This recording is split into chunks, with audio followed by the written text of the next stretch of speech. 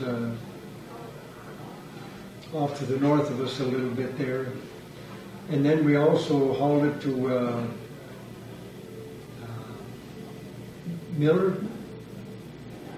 What was his first name now? Another factory? Or yeah, we hauled to two different factories there. They was about the same distance apart, you know. Walter Miller. Yeah, but you don't know why you went from one to the well, other. I don't know. It's just Probably paid a little better there. could be, or they talked him into going, you know, one way or the other. My cousin used to make cheese. Fred Berger used to make cheese in the one factory, and we hauled there. And then I believe they changed cheesemakers, and then we went to Walter Miller's and hauled up there. How many cans of milk did you get? What year are we talking about? Oh, I suppose it'd be 37, 36, 37, 38, you know. And how many cows do you think? Oh, we had about 21, 22, 3 How many cows. milking? That's something like Yeah, that. but I mean, how many people were milking it, or did you have electricity? Well, at first we was making milk by hand, Mom and Dad, and of course as kids would help milk, you know, milk a couple, 2, 3 cows apiece too, you know. And then go to school besides. Yeah. Got up early, milk those cows, and get to school. Well, we didn't have too far to go to school. The railroad track went right by our place, and just across the railroad track, and the school was there, you know, so we didn't have too far to go. We'd come home at noon for our lunch at noon. We went home for dinner. Oh, is that right? Yeah, it wasn't too far. Well, Bob's always had to cook, ready to cook for you. That's there. right. It was pretty nice there, you know, the rest of the sandwiches. Anything exciting in school? You don't remember much about No, I don't know. You know, I was used to go play ball after, you know, at recess, or there was a big hill to the south of us there, and we used to go sleigh riding on that, and we had a lot of fun sleigh riding on that hill, I'll tell you, know. I was to a funeral here this Sunday, and I talked with a girl that was, or a lady that went to school with there, and we talked about those things. Had a lot of fun with that. Yes, nice memories. Really, a lot of nice memories. Had a lot of fun, you know. Clean fun, you know. Sure. So, okay, then when did you move down to by here by Albany then? Well, I went to work in when I got to be 17 or 18 years, 17 years old. I went to work in Mount Horeb in the cheese factory up there and I worked up there for a couple of years, and then Swiss factory? Yeah. Who was making cheese then? Paul Rumsager. And what year was that, would you say? Well, that'd be about 39 or 40, 1940. And then 41, then 42, I went out to work out to the barber factory that's south of Barneville for Benny Zimmerman. And I worked there for a couple of years. And then I got a couple of referments to go into service. I said I wasn't going to go in for any deferments, but Zimmerman did, so I worked in cheese factories a couple of years, and then I went to work down to Purelight. Otto Thalman's down there, that'd be my wife's uncle. And I worked down there in 44, and then I got my papers, had to go to service in 44. And, did you get married before you went? Or? No, it was after I got out. And did you know your wife before you? No, I didn't know her till I got to working down for her uncle down there. Yeah, I got it. And how long were you married? Well, it would have been 50 years, 7th of February this year. This year. Would have been 50 years. In the last 6 months. Yeah, October 22nd or 21st, she passed away. Well, she's a remarkable lady. That's a long time too, you know. That's in both ways. I always enjoyed the two of you coming down to the Warren there, and you driving the the convertible there, the Dairy Queens, you know, you're involved in that, a lot of that stuff there laying up. Just not here, always see them along, the pretty woman in the back there, you know, sitting up there, waving, you know, like that special wave they had on them, and they with a big smile and a grin, they're Dairy Princess. There you go. And I thought to myself, I wonder if that Hans has got that car just as a hobby, or does he have a passion for that, or is it the queens that he's kind of interested in? We're just joking. It was my wife's car. Oh, well, then you're all right. That answers it. See, I just got a kid. Why, sure. Because we've been friends for a long time. All right, Hans, now we're down in Albany. And how did you start farming then?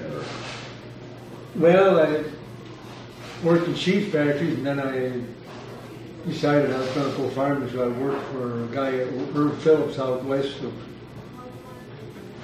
Monroe here on H, is it? Where the but I mean, west, north, east? South of Monroe here. South of Monroe, okay. All right. By the Whitehead Cheese. All right. Okay. I worked there. It's on B, isn't it? B is. B. I believe it is, yeah. Anyhow. Then I went Southwest Monroe, about 400 miles. Then we went down to the farm there. Wife's folks owned that farm down there, so the guy that was on it, he wandered off, so I took over the farm there in 51 then, and been there ever since. Did you buy any extra land then? Or? I bought a farm across the road that belonged to Houston. It's a Smiley farm, and then I bought this other farm across the road, and that belonged to the Smileys too. And this Robert Smiley, or the daughter, he passed away, and then the daughter, she wanted me to buy the farm, and she gave me a pretty good deal on it, so I bought that. Well, how many acres do you have now? Well, the older boy is buying the... But I mean, what did you end up with? I mean, what was the maximum? Well, I made the farm maybe 250 acres or something like that. Or, yeah, maybe, yeah, something, 300. And then when my wife's mother passed away, well, then they run the farms, more like the boys run the farms together. She owned that other farm north of us. And then when later years there, and then here the barn burned down about 3 or 4 years ago. And then the boys went together and just milked on the one place. And in '63, I tore the old barn down and I built a milking parlor and a freestall barn. It was one of the first barns like that around, you know, with the freestalls and a milking parlor. And I had an open house there, had quite a doing. They started building in Memorial Day right after, you know, in May there. And when the guys got done working around there, why, it was in October. So we was building all summer. And where'd you milk the cow? You still had the one old stanchion barn? Well, we had the old stanchion barn till we got the milking parlor going, and then we got milking in that, and then they built that freestall barn. All right, now, I am just going to ask you a question here. Would you think ever, if you, suppose you were a young man again, and you milked both in a stanchion driveway barn and a milking parlor, which would you build? Oh, I'd stay with the milking parlor. The advantages Definitely. Over the stanchion. Oh yeah, definitely. We're still they're still using the same parlor, but it's a little smaller for them. They're milking over 100 cows in there, and they're milking 5 cows at a time. You know, they've got 5-stall parlor. But they would like to build something bigger again, you know, too, so they could milk maybe 3 times a day, but this way it's a little bit too slow for them to do that. So that was quite a change, right? Yeah, it was. Bulk tanks and God, how many cans would you have? Just, Oh my God. I never given that thought before. You'd have a truckload yourself. Where they used to pick up like 5 farms, 10, 15 to 20 cows, they used to pick up 5 stops, and Well, they're getting about 8,000 pounds of milk today. Well, that'd be a pretty good sized cheese factory back here. So, that'd be a pretty good factory in itself. Make about 3 wheels for sure. Well, it'd be more than About 4 or 5. 5. Yeah. 5 wheels, And they milk that the year round. They milk that 8,000 pounds just about the year round. Pretty steady. And if they had 10-gallon milk cans, the 80 pounds in a can, that'd be 100 cans for sure. They'd fill it for a flatbed. That'd be an awful mess, wouldn't it? Especially if they had to go back home and start washing the milk cans. It's kind of interesting. You just don't always think about the changes. They kind of gradually just sneak up on you.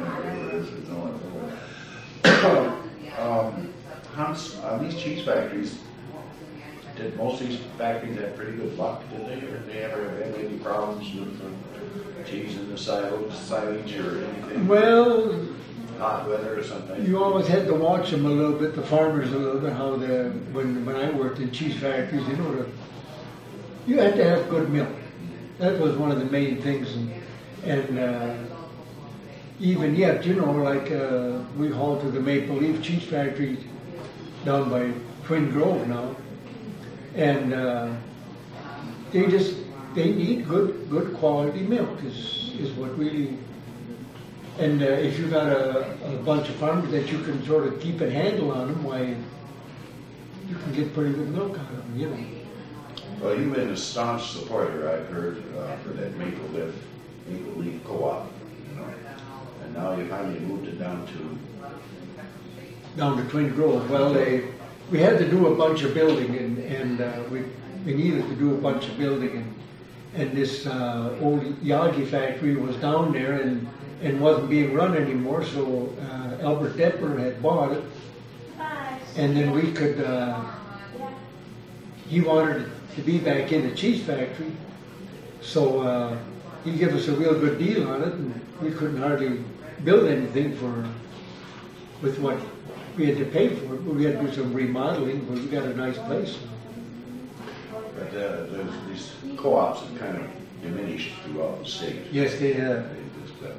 But it seemed like this area here at Green County, I think possibly maybe it's the old Swiss, she would say, tradition to kind of stay and keep our own factory.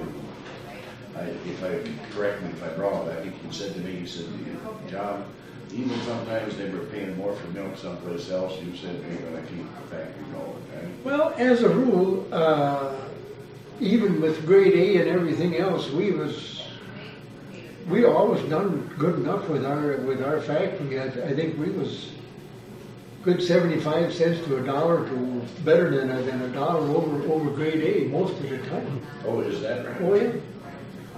And that's not really a common thing, yeah. Because that's why there's so many of these smaller ones closed. Yeah, that's right. But we got Jeff Weidman there, and he does a good job of marketing the cheese and everything, and what he does with it, why he does a good job with it. Jeff has been quoted as saying you have the best quality of milk anywhere. Yeah, about as good a quality as milk you can get. Well, now like here last spring, they said the price wasn't too good, and it just was sort of dropped off there for a while. And I guess what the co-op and Jeff Weidman, the cheesemaker, went together, and they each borrowed $60,000, and they made cheddar cheese, and then they aged it, put it in storage and aged it, and they got some real good aged cheddar cheese now, and they could sell that at a better price, and by borrowing the money, because they could keep paying the farmers, and this is what they can do, as a co-op and working together. Right. That's the thing, that's the big thing. Wild hunts, like I said, these cheese factories, most of them had pretty good luck. Usually did, yeah. Well, I think the other ones that you was working for. Oh yeah, I usually had some pretty good cheese. Okay, now let's talk a little bit about the dairy breakfast. How did that start? Gee, I believe we had the 18th dairy breakfast in Greene County. And the first one started up by north of Monroe. I just can't think of his name right now. Name is I'm bad on that. Anyway, it was right on the highway up there, and that's all right. But, so, man, you've been to a lot of them, right? I've been at every one of them. I helped at every one of them. I worked with the ag chest, for years, and me and my wife did, and we run that trailer, the malt trailer, what they call it, more or less, making sandwiches and so on and so forth. We run that for quite a few years. Yeah. Can you tell me a little bit about that? Well, I wish I could give you all the figures that we used to handle, but we used to go up to a Dairy Expo, and I don't know, we'd haul, we had, what would it be, 40, 50, 60 dozen of hamburger or buns we would get to make these sandwiches, and by the end of the day we was practically out. We had to go get more of them, and it was really a big business when we was setting up there by the Globe. It was really a good deal for us, And I'll tell you that was a lot of work. And that's a lot of 70 dozen buns. That's a lot of buns. Gee, I'll tell you. A lot of cheese cutting. Oh, and then we had cheese or meat sandwiches too, And this is all volunteer work, right? All volunteer work, yeah. And the ag chest, and that you have involved there with cream puffs too, then? I was never too much involved in that. I worked in the trailer a few times, and helped make them and so on, so forth. And usually ate a couple too, I did like my cream. And well, how did you eat it? Break it in two. And one, you're supposed to go like this, or break them in half, and then eat one. Something they tried to show me. Tell me how it's supposed to go like this. One half at a time, otherwise it goes out. That milk mustache like they got on there you go. On the TV now, the advertising. Yeah, they were trying to show me. I've been asking Dave to come down here or something. His story on ag chest, because he's been pretty active. Oh yeah, he sure has. He's been at it for a long time. Where he went more or less come into it with when what'd you call him here from Monroe was in it. August Berkey, yeah. He was a big instigator of it. He built them trailers more or less, I think. Okay. And he was one that really pushed it, and that's when I got started back. And Henry Spring was in it from Monticello, and so we worked with it there for quite a few years. All right, now on this dairy breakfast, how do you get ready for it? How do you figure out what to do? How much? Let's start with the activities. What do you have besides the breakfast? Well, they usually have their breakfast, and then they have some entertainment. You usually have an orchestra or a band or something, come there and play for us, and a few other things around. They can go look around what's on the farm, and like this year we had the what would you think was kids that were tumbling, and Turners? no, they were gymnasts? Clouders? No, well, they have them too once in a while, clouders and things like that in there, they have. And different types of entertainment. Different types of entertainments, yeah. Sure. And then you had a lot of antique tractors. We had a bunch of antique tractors. We had about a dozen tractors in there, older tractors. And, Farmers down there looking there. yeah. And, Okay, then, all right. Now, you had your antiques there in that one. well, we had a guy from Judah that was in there, brought a bunch of tractors in, toy tractors, and then a neighbor from downtown there, he Moline tractors, and he brought his collection in. I had a few things there that I had picked up here and there, or just display things. You had a furniture. We picked that up in the spring down in Pecatonic, Illinois, and I've never seen one like that. I haven't either, and I'm trying to find out a little more about it. But we bought it for $5, and the guy said it was a paint shaker, but he never looked at the nameplate on it. It says Kangaroo Jiffy Butter Maker on it. So Yeah, a little pulley and shake it just like you shake the no, just something like a paint shaker is what it works like, you know. The principle is there. Sounds good. All right. Now, the breakfast itself, how many did you feed? What was it? 5,339 people, I believe it was. Yeah. So they came. All right, and you started at what time? If anybody comes there at 5:30, 6 o'clock in the morning, they'll start cooking. And As soon as they get enough people there, they you bet, they'll start cooking. cracking eggs. Well, they usually crack eggs the day before, a bunch of them, and so they're ahead. And then during the breakfast, of course, you got to keep breaking more and have coffee cakes. We usually have the homemakers make a bunch of coffee cakes, and they bring them in. And they feed them, and if you run out of them, you get some donuts or something, to fill in, and have cheese and Sausage. yeah, we usually have sausage. And that's pre-cooked too, I suppose. That's all pre-cooked. And the Lions Club in Albany has always been cooking the sausage for us. They got their gas grills, and they cook the sausage for us. And there's one guy up by Attica that usually furnishes a couple hogs, and so we make whole hog sausage. All right, now, the time, I want to get this time in here. So you think, what time did you start? You get just approximately in the morning there. Well, it was there was people there maybe at 4 o'clock in the morning. And when did you start cooking, you think? It'd be about 5:30, quarter to 6. You started serving at 5:30, quarter to 6, Yeah. 5:03. And you ran these 5,000 through by what time? 10:30, 11 o'clock. 5,000 through. It's hard to imagine 5,000 people going through there. It is quite. And everybody eating, and the line was long or whatever. It never was too long, no. It just kept right on together. It's really something to see.